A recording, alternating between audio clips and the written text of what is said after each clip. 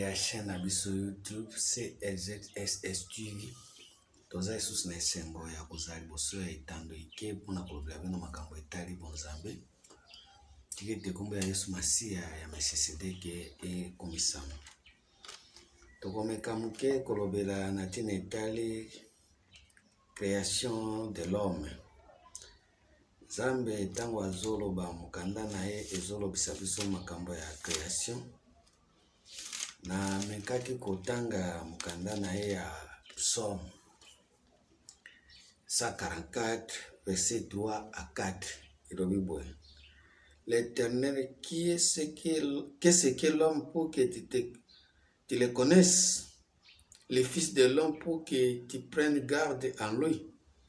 L'homme est semblable à un souffle. L'homme est semblable à un souffle. Ces jours sont comme l'ombre qui passe. Ces jours sont comme l'ombre qui passe. Mokolo na ye ezali lokola elilingi oyo ezali koleka. Mutu azali lokola pema. C'est-à-dire mutu nde pema. Soko moni pema nde omoni mutu. So moni souffle nde omoni mutu. Sikoyo nakotala création. Nzambe asali mutu na Genèse 1 verset 26 alobi boye. Puis Dieu dit: Faisons l'homme à notre image, selon notre ressemblance, qui domine sur la mer, sur les poissons de la mer, sur les oiseaux du ciel, sur tous les bétails, sur tout le bétail sur la terre, et sur toutes les reptiles, sur tous les reptiles qui rampent sur la terre. Dieu créa l'homme à son image, il créa à l'image de Dieu, il créa l'homme et la femme. Babi Nzambe alobi akila mutu na lolenge na ye. Soki mutu l'homme nde souffle, est-ce que Nzambe pe azali souffle? Pour Nzambe alobi faisons l'homme à notre image. Est-ce que image ya Nzambe ezali souffle? Ande kobalinga mikati na nkolo. Siko Nzambe tango azosala mutu na souffle, image na ezalaki image nini? Souffle, puisque mutu nde souffle. Et omoni pona Nzambe mutu na Job kaka wana, et Job 32 verset 8, l'homme ce n'est qui souffle. Et omoni Nzambe aloba na Job 32 verset 8 alobi Job 32, Psaume, Job 32, 8. Mais en réalité, dans l'homme, c'est l'esprit, le souffle du Tout-Puissant qui donne l'intelligence. En réalité, dans l'homme, c'est l'esprit. Babakisi. Babi, l'homme n'est que souffle. Babi, en réalité, dans l'homme, c'est l'esprit, le souffle du Tout-Puissant qui donne l'intelligence. C'est-à-dire, ce qui nous a mutu souffle, mais il faut vérifier dans le cas souffle ce qui est esprit est. Puisque, en réalité, dans l'homme, c'est l'esprit. Mais le souffle du Tout-Puissant qui donne l'intelligence. C'est-à-dire, souffle est comme soussou, esprit est mutu soussou. Mais en réalité, dans l'homme, c'est l'esprit. Le souffle du Tout-Puissant qui donne l'intelligence. Mais ce qui souffle est esprit. C'est une image en Zambété. Mais ce qui souffle est un esprit des animages en Zambé. Mais ce qui souffle est un esprit est un mutu. Na image ya mutu. Si mutu est un souffle est un image en Zambété. Mutu est un souffle est un esprit ou est côté na kati ya souffle. En réalité, dans l'homme, c'est l'esprit, le souffle du Tout-Puissant qui donne l'intelligence. Ça veut dire souffle est zéro comme soussou. Esprit peut zéro comme soussou. Or, Dieu est esprit. C'est-à-dire, Zamba okozala na mutu, aye na mutu, mais mutu anaza souffle. Mais na kati ya mutu, Zamba zate. C'est-à-dire, ça souffle, tout le temps, bato baza na souffle, o Zamba zate, mukanda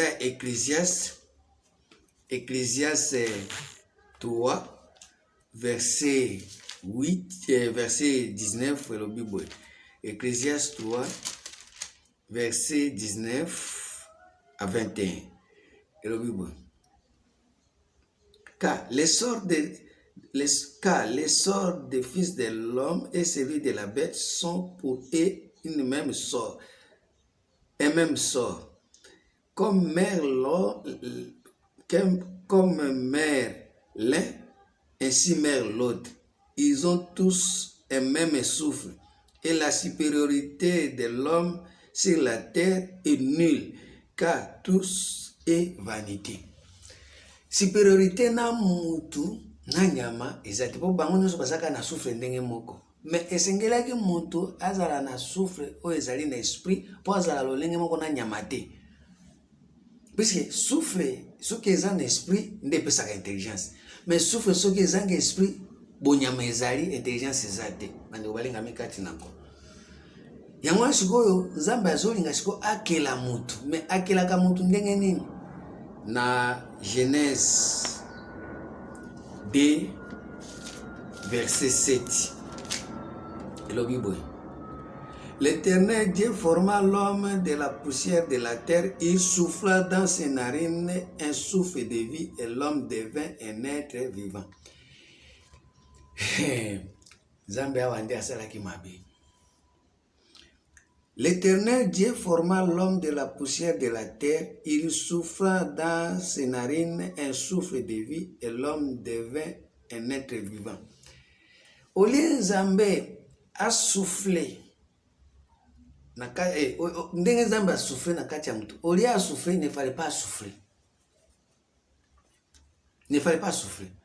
Bon, soko souffler mtu na mabele. Mais ce que tu as souffert, na kati kuna esprit ezate. On Nzambe asalaki souffre, asalaki souffre na kati ya mtu atiaki esprit te. Atindika ka souffre pa mais na kati esprit ezate. Yango moni mutu azakoma kwa nyama.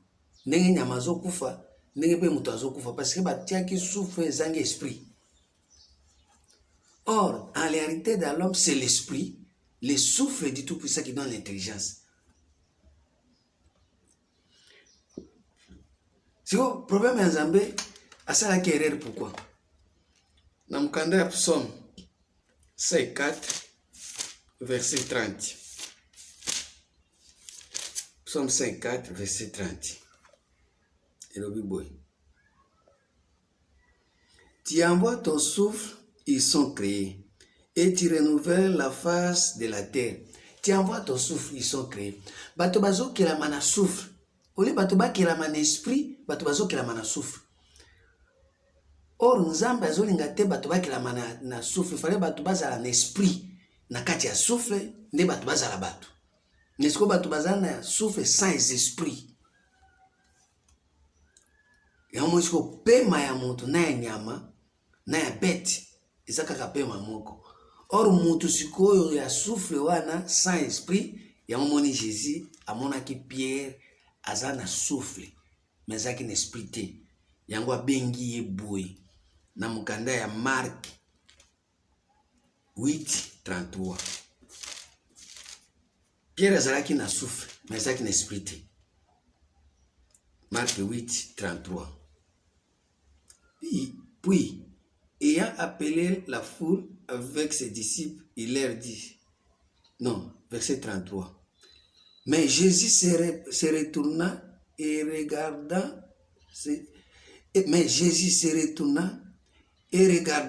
ses disciples, réprima Pierre et dit, arrière de moi Satan, car tu ne conçois pas les choses de Dieu. Tu n'as que des pensées humaines. Tu n'as que des pensées humaines. Or, pensée humaine, des souffles. Mais pensée et éternité d'esprit. Quand Jésus a dit ça, Simon que azali na pensée humaine, ça veut dire tu n'as que le souffle. Tu n'as que le souffle. Matthieu nda okolobango bien. Matthieu 16, verset 23. Et le Bible. Mais Jésus se retourna, dit à Pierre, arrière de moi Satan, tu m'en as scandalé, car tes pensées ne sont pas des pensées de Dieu, mais celles des hommes. L'homme n'est que souffle. L'homme n'est pas esprit. Ça veut dire, l'homme, où il souffle, c'est Satan. Pensée humaine. Mutu nyonso aza na souffle, aza na pensée humaine. Parce que si oza na pensée humaine, oza na souffle, oza pe mutu. Mais c'est que si on va coach son pensée et éternité pour comme un esprit. Galates 6, 8.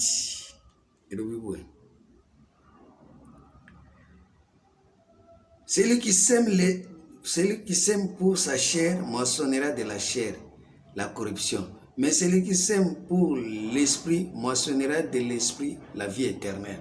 Celui qui sème pour l'esprit moissonnera de l'esprit la vie éternelle. Or, souffle, ils ont la vie éternelle. Mais esprit, on moissonne pas esprit, ils ont la vie éternelle. Il y a un moment que en réalité, dans l'homme, c'est l'esprit. Le souffle du Tout-Puissant qui donne l'intelligence. Mais souffle, il faut être non, l'esprit pour être l'intelligence. Souffle sans esprit, ils ont l'intelligence. Parce qu'ils ont la vie éternelle. Souffle sans intelligence, ils ont la vie, mais passagère. Il y a un Satan. Si on a minute, on a créé l'homme na image, c'est-à-dire na esprit. 1 Corinthiens 9, verset 11. 1 Corinthiens 9, verset 11. Et le Bible.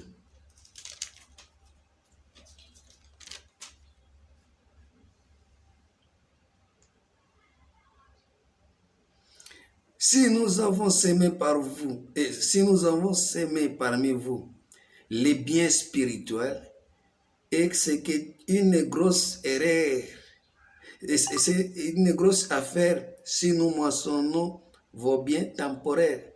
Si nous avons sémé parmi vous les biens spirituels, c'est-à-dire l'homme esprit va sémaka va bien spirituel, va sémaka va bien matérialité. Basemaka ba bien charnel te, basemaka ba bien mondaine te, basemaka ba bien spirituel. Nde mutu wana ya souffle esengeli baseme po ete azala na image ya Nzambe. Mais kokuta lelo batu bazali na souffle bazangi esprit bazolobaki oyo baza na bien. Mais ba bien wana eza Satan.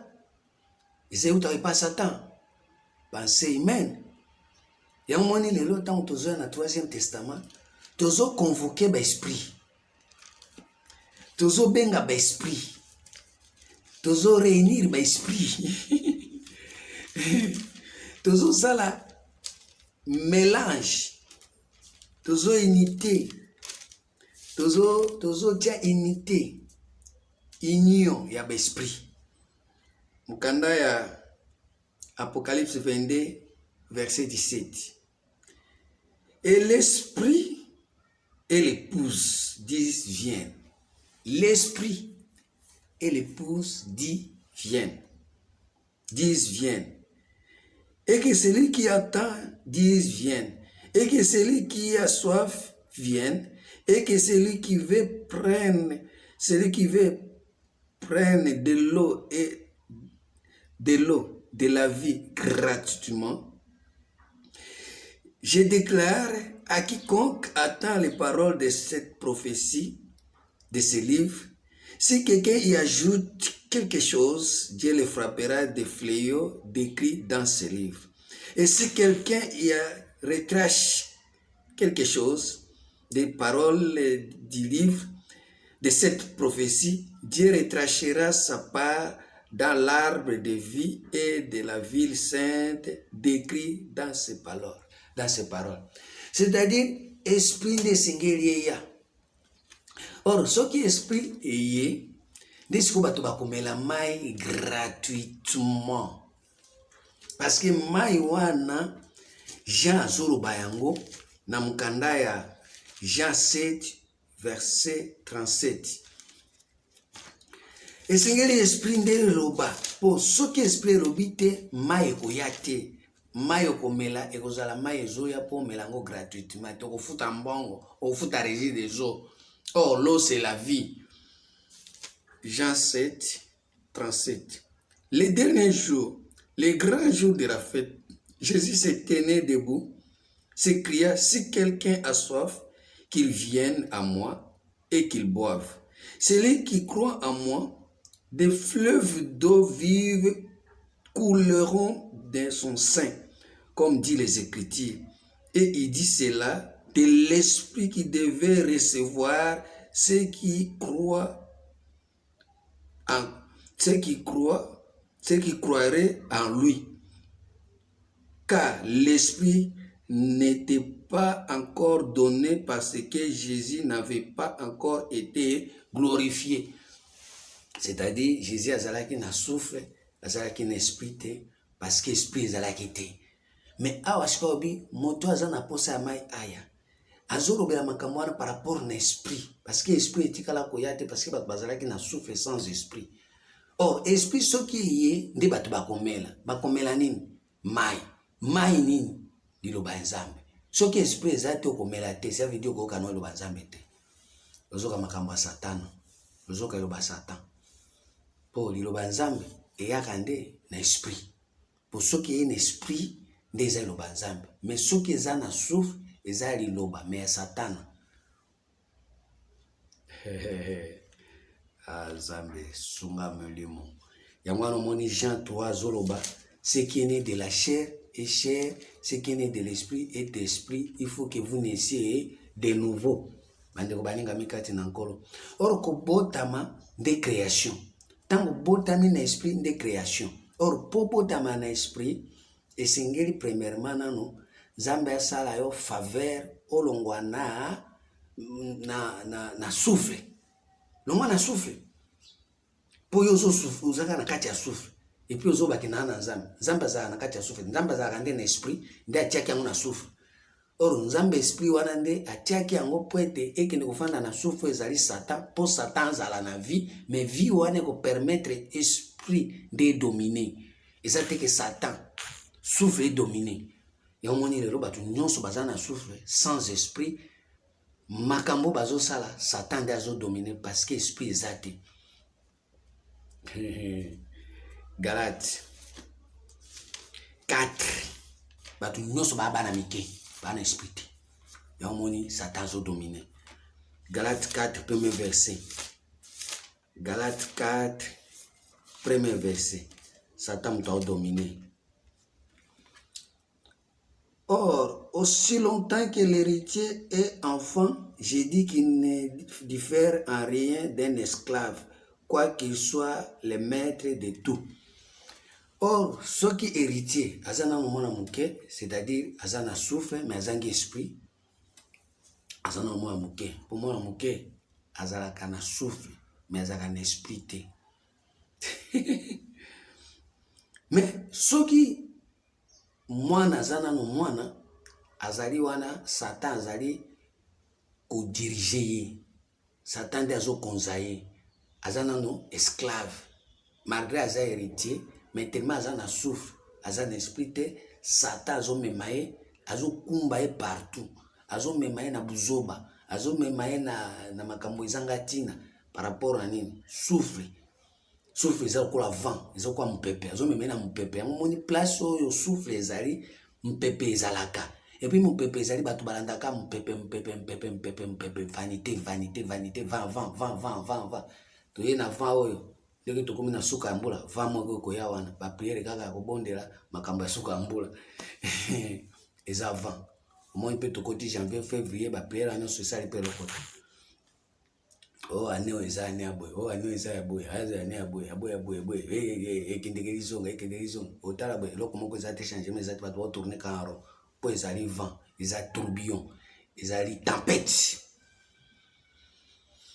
Or esengelaki esprit eya evanda na souffle po mutu azala mutu mobimba. Na 6 et parce que vous êtes fils, Dieu a envoyé dans nos cœurs l'esprit de son fils, lequel crie Abba Père. Dieu a envoyé dans nos cœurs l'esprit. Dieu n'a pas envoyé le souffle. Dieu n'a pas envoyé le souffle, il a envoyé l'esprit. Il souffra dans ses narines, mais Awa, il a envoyé son souffle. Non, il souffra dans les narines. Ici, Awa, il a envoyé son esprit. Awa, c'est le contraire. Awa, c'est le contraire dans Genèse 2, verset 7. Verset 7 Bible. Parce que vous êtes fils, Dieu a envoyé dans nos cœurs l'esprit de son fils, lequel crie Abba Père. Dieu a envoyé dans nos cœurs. Il n'a pas envoyé le souffle dans les narines. Ici, Dieu a envoyé l'esprit dans le cœur. Or, ce qui esprit est dans le motema est différent du souffle bazo souffle na narine. Or, souffle ya nzambe oyo azo souffle na narine, c'est diabolique. On a souffert qui a mon terre. Souffert qui a mon terre. Ndeko balinga mekati na nkolo. Or, terre wana a souffert qui ezalaki kerte. Pour différence ezali entre terre na cœur. Cœur ezalaka libanga. Terre eza poussière. Yamoni toujours bato balingi poussière. Soko memeli bango souffle. Pensée humaine. Mbala moko sema sekoti. Mais soki bato baza na motema, po bato mosusu baya motema te. Bazaka na narine, na mabele, na poussière. Mais po Nzambe atinda souffle na otinda souffle na mabele te. Ako souffle na mabele te. Pardon, s'il vous plaît. Po Nzambe atinda esprit na ako tinda esprit na na mabele te. Nzambe ako tinda esprit na na mabele te. Nzambe atinda ka esprit na na motema. Yango wana moni lelo toza na 3e testament po ete Nzambe atinda nini? Atinda esprit na ye. Atinda esprit na wapi? Na motema. Po esprit pe ya na motema, premièrement, luka ozala fils. Soko oza fils te, okozala serviteur. Soko po oza serviteur, yeba ki Moïse aza wana kotie yo voile. Yo bandaka kosala ba sacrifice, opesi ba offrande, opesi ba dîme, osali ba jeûne, ozo servir, mais na kati ya voile. Ozo mona te. Pe okozala mwana, mais moto azo dominer, moto si oza sous tutelle na ye, eza diable. Galates 4 verset 1. Diable comment? A remplacé moi. Proverbe 17 verset 2. Serviteur na yo oliaza la diable, mais diable a moine, mais diable oliaza la serviteur ya okoma moine a remplacé yo. Proverbe 17 verset 2. Elobi boy. Proverbe 17 2. Un serviteur prudent domine sur le fils qui fait honte. Un serviteur prudent domine sur le fils qui fait honte, et il aura part à héritage au milieu des frères. Il y a tout le temps, si vous avez fils, vous avez mon mouké, diable Satan, aza serviteur na yo, pe azo servir yo, azo personne. Pensée humaine, ozo ba mbongo, ozo ba mituka, ozo ba banini, mais oza moumbu ya mutuka, oza moumbu ya mbongo, oza moumbu ya ba voyage, oza moumbu ya musala, okolongwa kuna te. Moi pozo esprit ezate, parce que oza na souffle, o elingi mabele mingi, elingi biloko a terre. Mais soko zalaki na motema, Nzambe alingaki atinda esprit na ye, de façon que ozala mwana, mais mwana wana yo moko ndo hérité makambo ya bonzambe. Eze susu te nyoka abanda serpent abanda kotia yo moumbu ya makambo na ye. Tiko balobi boye. Un serviteur prudent domine sur le fils qui fait honte. Et parce que yoza moana, c'est-à-dire quoi, ozo se soumettre. pour moi, obéissant. Vous se soumettre. Maintenant, on se soumettre à un serviteur à Kolekelayo. Serviteur qui? Diable et Satan. Pensée humaine. Et Kolekelayo. Pensée à bon monter Kolekelayo. Mais ils ont fait son souffle. Ils ont soufflé, ils ont bougé, ils ont bougé, ils ont bougé. Mais là, vous bougez, aux anges esprit. Tellement aux anges esprit. Héritage, Satan aux anges, il y a aucun moine. Il y a un monde tout le temps, soit dans les basangani, Satan aïe. Job azate. Oh, Job on dit ça que, mais c'est que, azala, moine, oh, nous avons besoin de terre, on a voté la boyazate.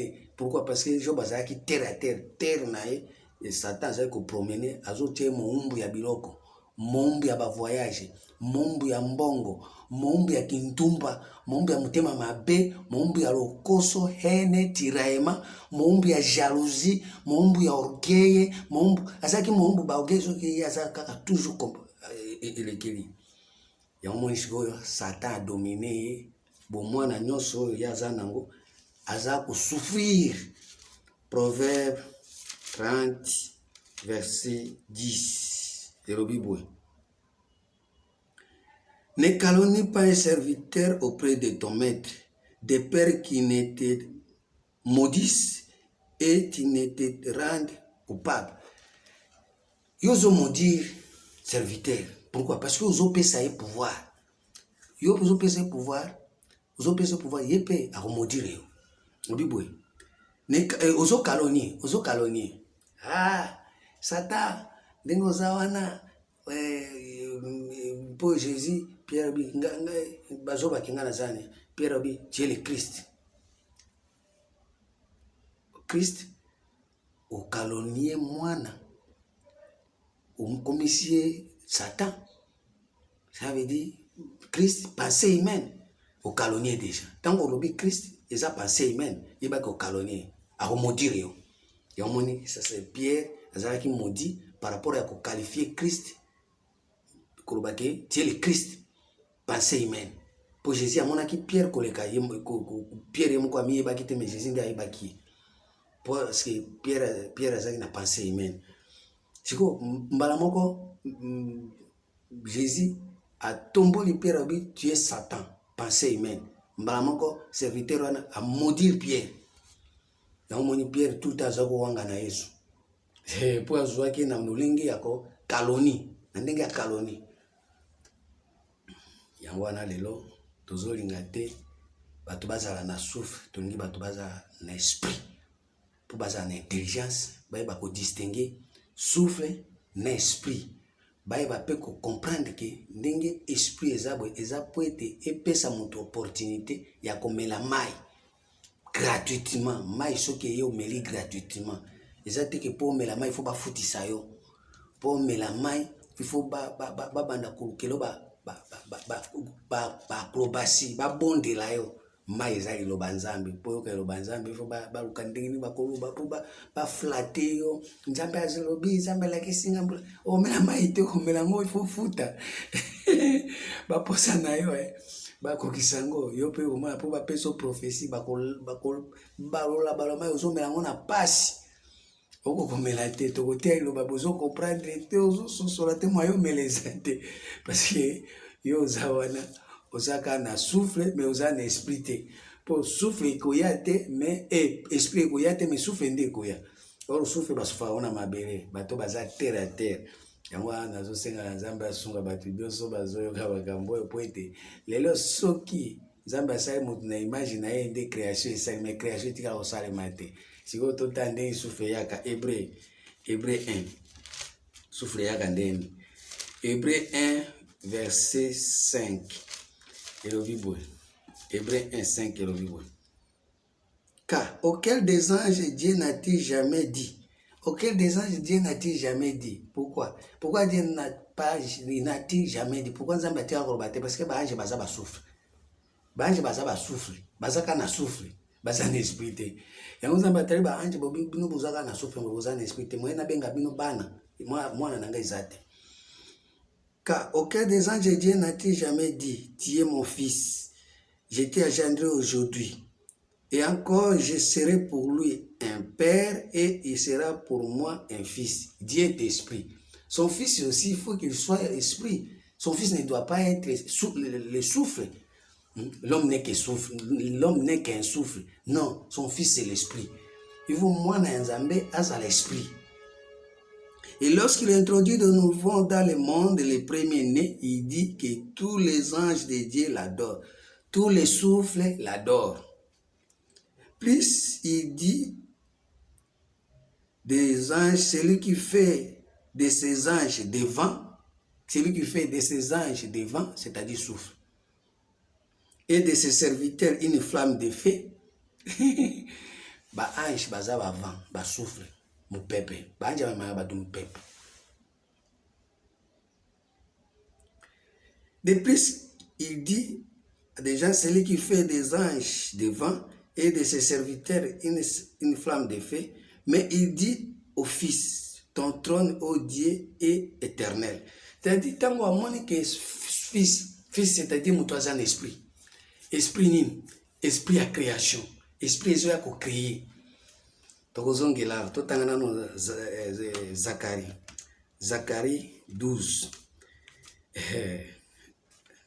Zacharie 12, premier verset.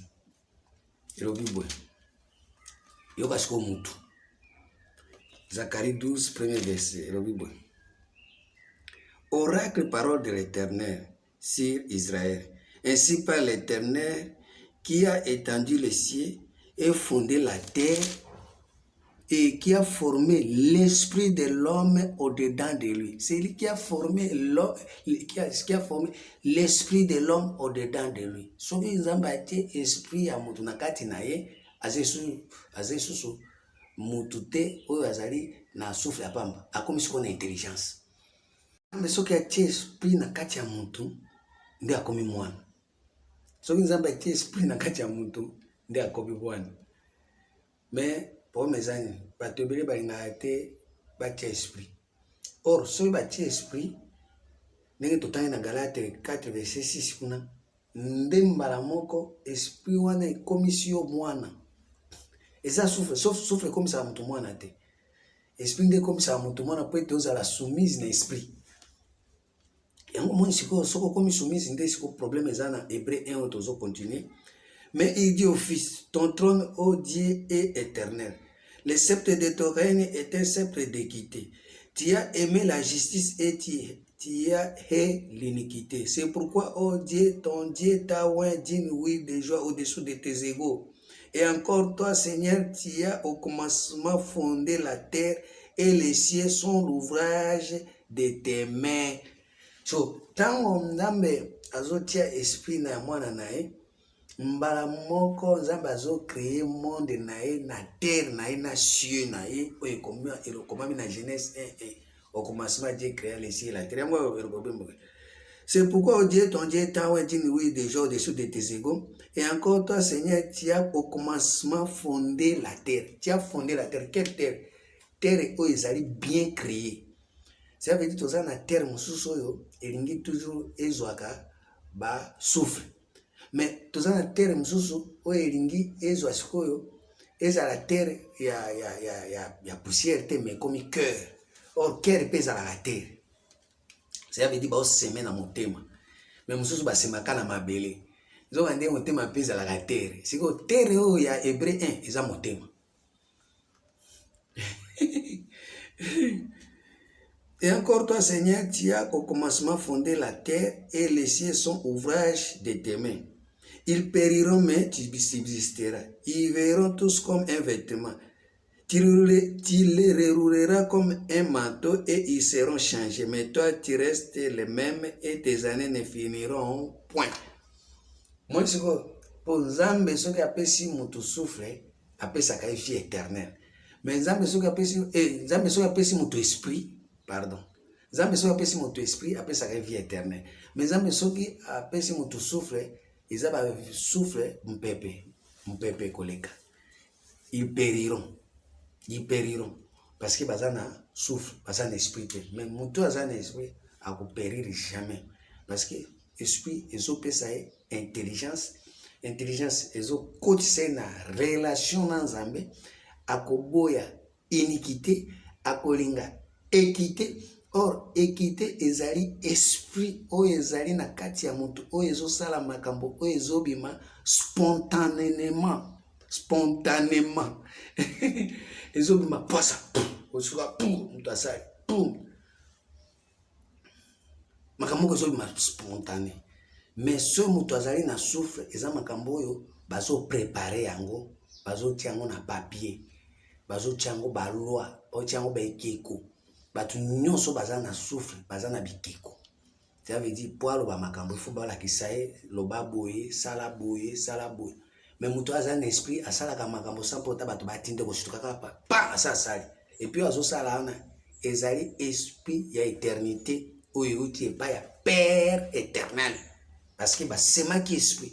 Et au moins biso tozo esiko mpona création ya koseme esprit po bato bazala na makambo soki asali eza te moto atindi ye, eza eloko ezobima na motema na ye. Galate 4 tozongela ngo Galate 4 wana eza bien po moto azala na pouvoir. Galate 4 verset 6 à 9 afin que Galate 4 parce que vous êtes fils, Dieu a envoyé dans nos cœurs l'esprit de son fils, lequel crie Abba Père.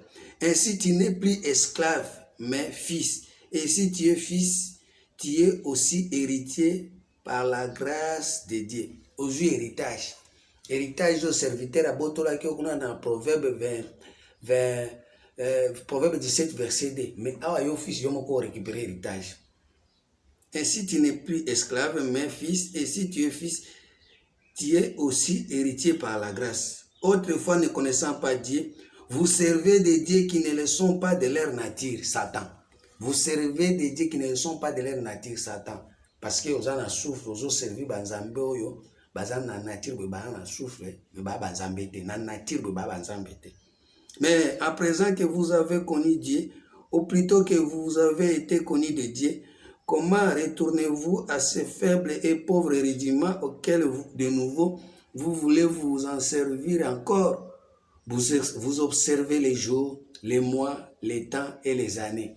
Parce que bateau bazana souffle, parce que va jour, ba bonne année, parce que va année, jour ya bonne année, le 25 décembre, parce que ba date de naissance.